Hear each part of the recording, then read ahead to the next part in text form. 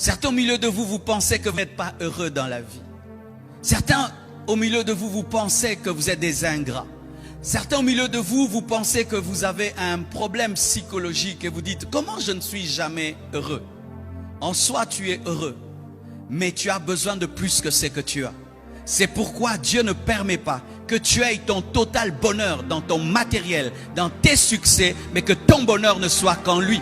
C'est pourquoi un homme comme Salomon pouvait dire, vanité de vanité, tout est vanité. Mais Salomon avait tout ce qu'un homme peut chercher. C'est pourquoi un homme comme David pouvait soupirer devant Dieu alors qu'il était un roi. C'est pourquoi un homme comme Moïse pouvait demander encore plus alors qu'il avait vu des miracles extraordinaires. Écoute-moi mon frère, tu peux avoir toutes les voitures du monde, tu ne seras jamais heureux. Tu peux avoir le dernier téléphone, tu ne seras jamais heureux. Tu peux avoir une très très belle maison, tu ne seras jamais heureux. Si c'était ça qui rendait l'homme heureux, Dieu allait envoyer des voitures mourir à la croix et des maisons mourir à la croix. Une seule personne rend heureux. La présence de Jésus.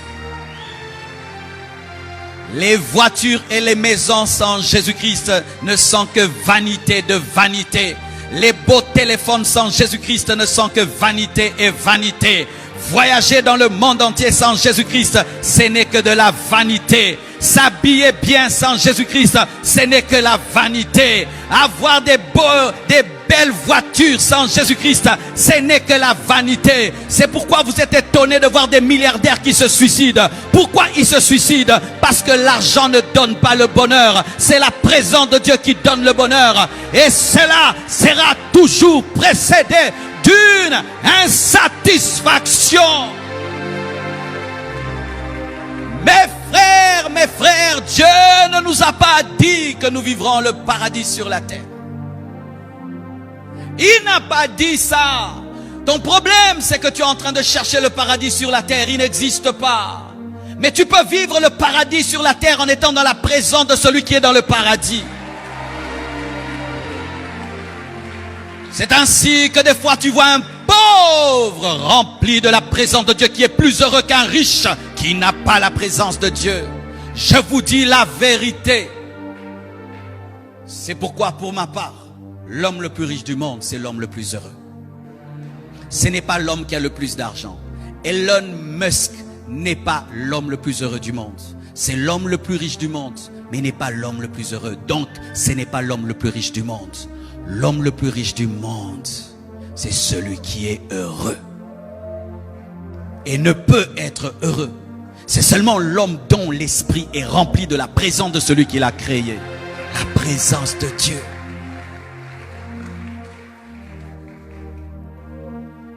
C'est pourquoi Dieu s'arrange toujours que tu aies des insatisfactions. Quand j'ai eu ma nouvelle maison, waouh, quelle belle maison. Un mois après, je la trouve normale. J'ai dit non Marcelo, il faut que tu sois étonné. Non, ça ne m'étonne plus. L'homme est divin, il ne peut pas être impressionné par une maison. Tu achètes une nouvelle voiture, dernier modèle, un mois, waouh. Après, je ne veux même pas la conduire. Ce n'est pas divin. Mais Jésus, depuis que je l'ai rencontré, c'est comme si c'est toujours la première fois. C'est comme si c'est toujours la première fois. Ce culte, c'est comme si mon premier culte. Rien ne peut remplir ton cœur, mon frère. Rien ne peut remplir ton cœur, ma sœur. Et tout ce que tu fais comme effort d'étancher ta soif par les choses de ce monde, tu es en train de jeter de l'argent dans une poche trouée. Tu es en train de boire dans une citerne crévassée. Tu cherches à ce que le puits de Jacob puisse te désaltérer. Mais la Bible nous dit que la femme samaritaine avait jeté la cruche et s'était éloignée du puits de Jacob et avait demandé à Jésus-Christ de lui donner l'eau. Le matériel, c'est une citerne crévassée. Je pensais que quand j'irai en Europe, je serais impressionné. J'ai été impressionné pendant une semaine. Après, rien du tout. J'ai cru quand j'irai à Miami, je serais impressionné. J'ai été impressionné quand je survolais Miami, quand j'ai atterri. Rien du tout. Pourquoi? Mon esprit a déjà vu le ciel. Mon esprit a déjà vu le ciel. Ton esprit a déjà vu le ciel. Oh mes frères, chère Église, chère Église, chère Église. Les païens recherchent le bonheur dans les choses de ce monde. Vous aussi, vous cherchez le bonheur dans les choses de ce monde. Tu cours derrière les choses de ce monde et tu penses que tu seras heureux. Archi faux. Salomon nous a déjà donné le secret. Il a goûté à tout plus que toi. Et il est venu nous dire, vanité de vanité.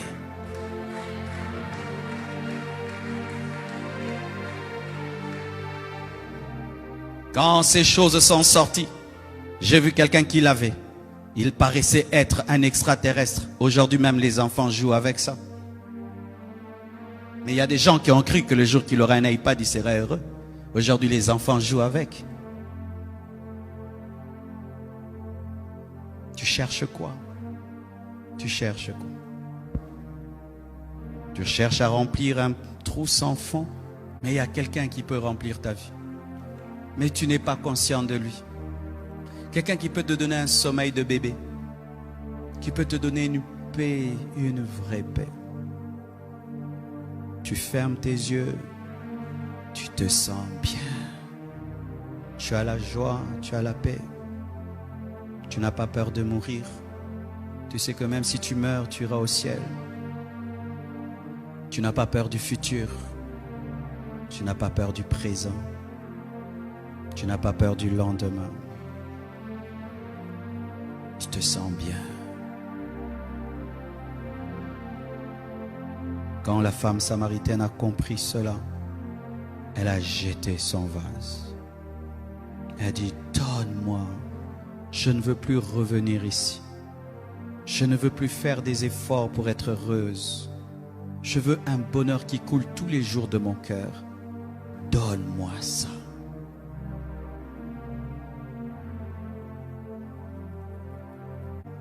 Une personne qui est remplie de la présence de Dieu est la personne la plus heureuse sur la terre. Elle est capable même dans des temps de tristesse de manifester une paix et une joie qu'on ne peut expliquer. Écoutez aussi ceci, mes frères et sœurs. Nous sommes l'église de temps de la fin. Et voici ce qui est arrivé quand Jésus est venu dans ce monde. Il n'y a pas eu de place pour lui dans les hôtelleries. Le monde a refusé de le recevoir. Et Jésus-Christ est allé naître dans une étable. Il en est de même en ce temps de la fin, mes frères. Le monde ne veut plus de Jésus. Mais nous devons être l'étable qui le reçoit. Nous devons être l'étable qui le reçoit. Alors que le monde est en train de rejeter Dieu, de manifester une aversion pour Dieu, nous devons être les étables qui le reçoivent. Je te supplie, mon frère, veille sur ta marche. Et chaque fois que tu sens qu'il y a des manifestations d'une perte de soif de Dieu, ne les prends pas à la légère. C'est comme ça que la mort spirituelle commence. Où tu ne pries pas, tu es à l'aise. Tu ne lis pas la Bible, tu es à l'aise. Tu pêches, tu es à l'aise. Ce n'est pas un bon cœur. Refusez ça, mes frères. Refusez ça.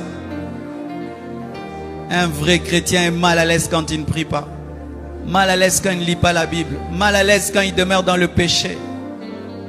Quand il ne sait plus manifester son amour à Dieu, il est mal à l'aise. Regardez, un bébé né, il ne sait pas parler, il ne sait pas marcher. Il dépend totalement de sa maman. Mais regardez le bébé. Quand il a soif, il sait exprimer sa soif. Quand il a faim, il sait exprimer. Même s'il ne sait pas parler, il va communiquer un langage. Il va pleurer, il va crier. Et les mamans savent. Là, il pleure parce qu'il a soif. Il pleure parce qu'il a chaud. Il pleure parce qu'il a faim. Si une mère peut savoir, c'est qu'un bébé qui ne parle pas dit, tu penses que Dieu ne peut entendre les soupirs de ton âme? Dieu a dit à Moïse, ce peuple est un peuple courroide. Je ne vous accompagnerai pas. Vous irez avec l'ange. Vous aurez le lait, le miel. Vous aurez Canaan. Qu'est-ce que Moïse a dit? Je ne bougerai pas d'ici. Je ne quitterai pas si toi tu n'es pas avec nous. Je n'ai pas cru en toi pour le lait, le miel. Je n'ai pas cru en toi pour Canaan. J'ai cru en toi pour être avec toi. Nous avons cru en Dieu pour être avec lui. Nous avons oublié ça. Nous n'avons pas cru en Dieu pour aller en Canaan. Nous n'avons pas cru en Dieu pour avoir des choses. Nous avons cru en Dieu pour avoir une relation. Une relation. C'est pourquoi si Dieu n'est pas au ciel, je ne veux pas aller au ciel. Si Dieu n'est pas au ciel, je ne veux pas aller au ciel. Le ciel devient le ciel seulement quand Dieu s'y trouve. C'est lui l'essence et la substance de la nouvelle Jérusalem céleste. Si Dieu n'est pas dans ma bénédiction, je ne veux pas ma bénédiction. Si Dieu n'est pas dans mon élévation, je ne veux pas mon élévation. Je veux papa. Je veux papa. Montrez cela toujours à Dieu. Quand Paul dit, rien ne nous séparera de l'amour de Dieu, mes frères, ce ne sont pas seulement les démons. Ce sont même les bénédictions de Dieu. Même les bénédictions de Dieu peuvent nous séparer de lui.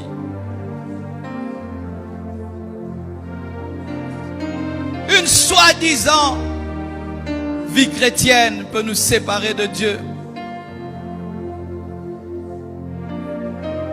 Je refuse le lait, je refuse le miel, je refuse Canaan. Si toi tu ne vas pas nous accompagner, je veux Dieu.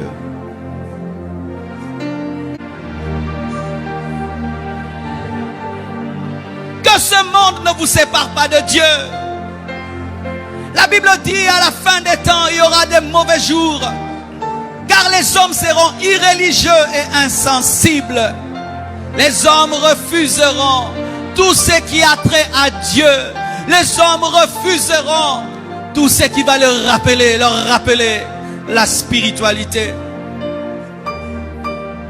Hier, je me suis amusé à compter combien de chaînes chrétiennes il y a sur Canal+.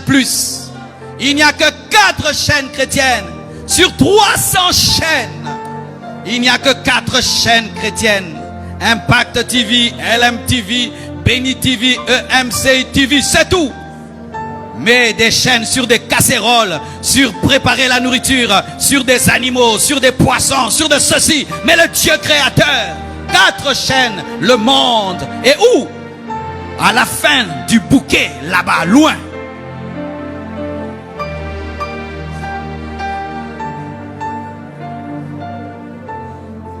Église, nous nous attendons que ce monde aime Jésus davantage. Ce n'est pas vrai, ce n'est pas écrit dans la Bible. La Bible nous dit que plus nous irons vers la fin des temps, ce monde ne va pas aimer Dieu. Et il ne va pas aimer aussi les chrétiens. C'est ça la Bible. Quel monde nous voulons créer qui n'est pas dans la parole? C'est ainsi que nous voulons nous conformer au monde. Si tu te conformes au monde, tu vas perdre la présence de Dieu. Vous serez haïs parce que vous aimez Dieu. C'est ça la Bible. Vous serez persécutés parce que vous aimez Dieu. On va vous empêcher de manifester votre amour pour Dieu. C'est ça que la Bible dit. Il a dit, s'ils m'ont haï, ils vous haïront aussi.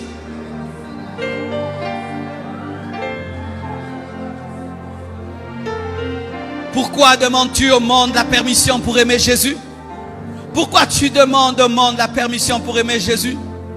Alors que les hommes ont refusé de recevoir Jésus lorsqu'il est venu dans ce monde. Les animaux l'ont accueilli. Ils lui ont donné de la place. Ils lui ont donné de la place. C'est pourquoi Dieu des fois, et je ne dis même pas deux fois, souvent, se retrouve dans des personnes humbles et simples. méprisable, parce qu'elles au moins savent lui donner sa vraie valeur.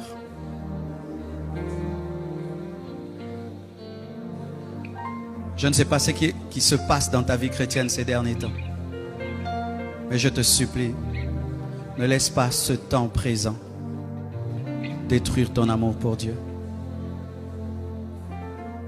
Peut-être que tu n'as rien en poche, rien dans ton compte en banque. Et tu penses que tu n'es rien. Le monde a fini par te faire oublier la vraie richesse.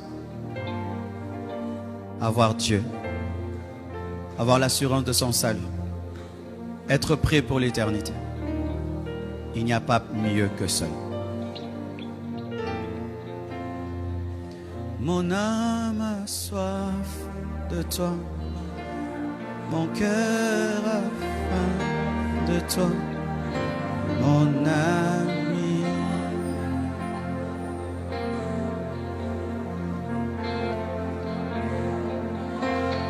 Je suis triste sans toi. Je meurs loin de toi, mon âme.